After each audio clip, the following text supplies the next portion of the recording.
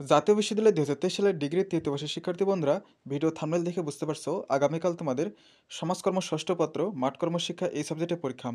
তো এই ভিডিওতে আমি প্রত্যাশা স্পেশাল শর্ট সাজেশন শেয়ার করব ক খ ও গ বিভাগের। আশা করি এখান থেকে তোমাদের 99% কমন থাকবেই। তো চলো আমরা সাজেশনটি দেখে নিই।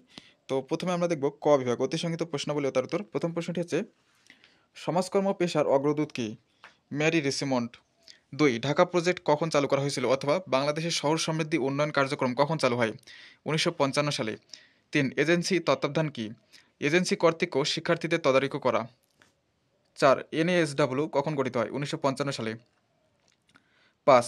চলমান মাঠকর্ম কি? চলমান মাঠকর্ম হচ্ছে সেই ধরনের ব্যবহারিক প্রশিক্ষণ যেখানে একই সাথে শ্রেণীকক্ষের শিক্ষার সাথে ব্যবহারিক শিক্ষা অর্জিত হয়। 6. মাঠক্রম অনুশীলন কাকে বলে? সমাজকর্মের জ্ঞানকে এজেন্সির মাধ্যমে বাস্তবে প্রয়োগ করার একটি প্রক্রিয়াকে মাঠকর্ম অনুশীলন বলে। 7. তত্ত্বাবধানের প্রকারভেদ লিখো। তত্ত্বাবধান 4 প্রকার: প্রশাসনিক তত্ত্বাবধান, স্বেচ্ছাসেবী তত্ত্বাবধান, সাংগঠনিক তত্ত্বাবধান ও আর্থিক তত্ত্বাবধান।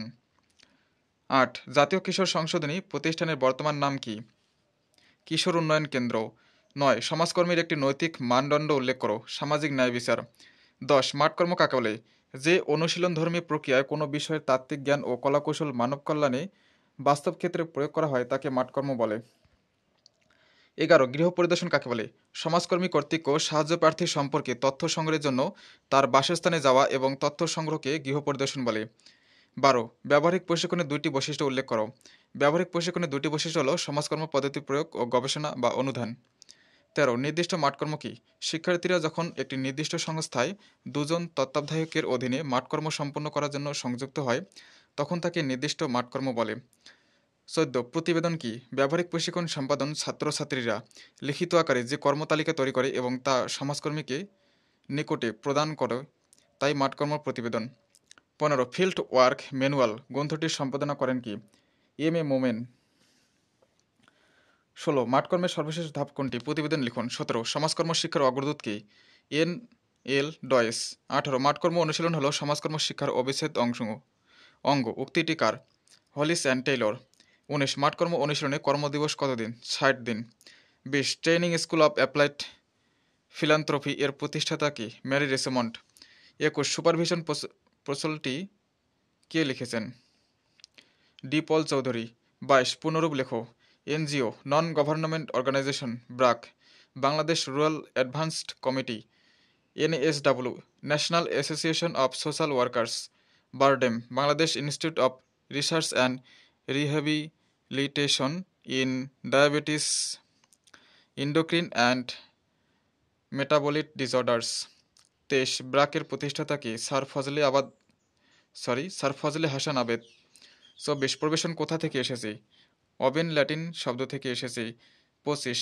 আরএসএস কত সালে চালু হয়? 1974 সালে। 26. গ্রামীণ সমাজসেবার বর্তমান নাম কি? গ্রামীণ সমাজসেবার বর্তমান নাম হলো পল্লী সমাজসেবা। 27. সমাজকর্মের প্রথম প্রশিক্ষণ করেন কারা? আমেরিকার নিউ ইয়র্ক। 28. সমাজকর্ম কোন দেশে বিকাশ লাভ করে? আমেরিকায়।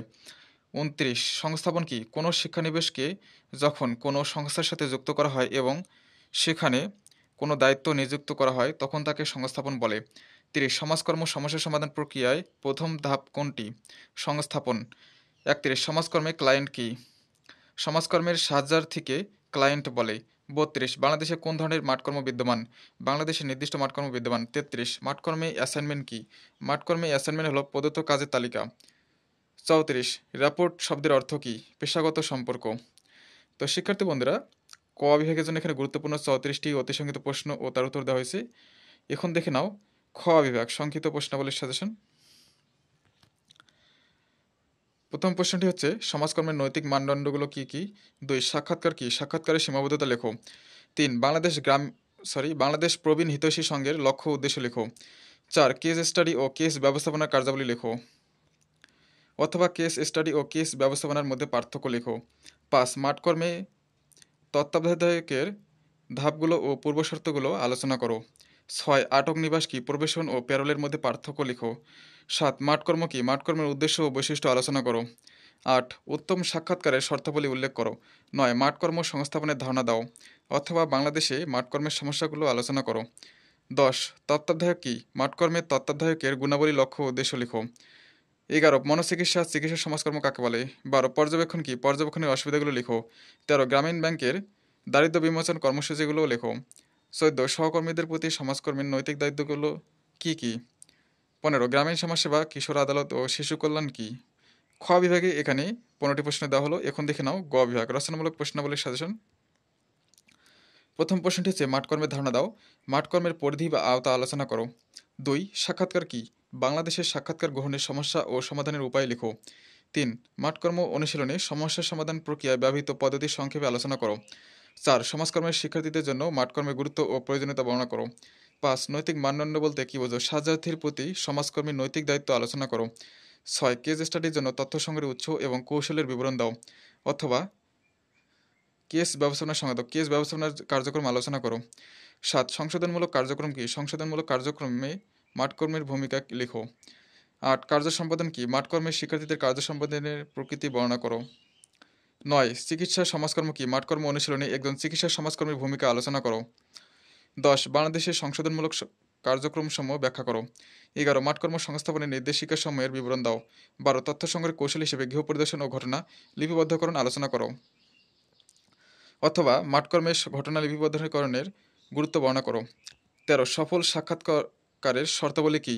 বাংলাদেশের সাক্ষাৎকার গ্রহণের সীমাবদ্ধতা সম্পর্কে আলোচনা করো, অথবা উত্তম সাক্ষাৎকারের শর্তাবলী উল্লেখ করো। 14 ব্র্যাকের লক্ষ্য উদ্দেশ্য কী? বাংলাদেশের ডায়াবেটিক সমিতির ভূমিকা ও কার্যক্রম বর্ণনা করো। 15 প্রশাসন তত্ত্বাবধানের প্রয়োজনীয়তা ও গুরুত্ব আলোচনা করো। 16 পর্যবেক্ষণের প্রকারভেদগুলো উল্লেখ করো। তো শিক্ষার্থী বন্ধুরা, গ বিভাগে এখানে 16টি প্রশ্ন দেওয়া রয়েছে। তো এই ছিল ডিগ্রি তৃতীয় বর্ষের সমাজকর্ম ষষ্ঠ পত্রের প্রত্যাশা স্পেশাল শর্ট সাজেশন। তো এরকমই ভবিষ্যতে সাজেশন পেতে চ্যানেলটিকে সাবস্ক্রাইব করে সাথে থাকবে। ধন্যবাদ।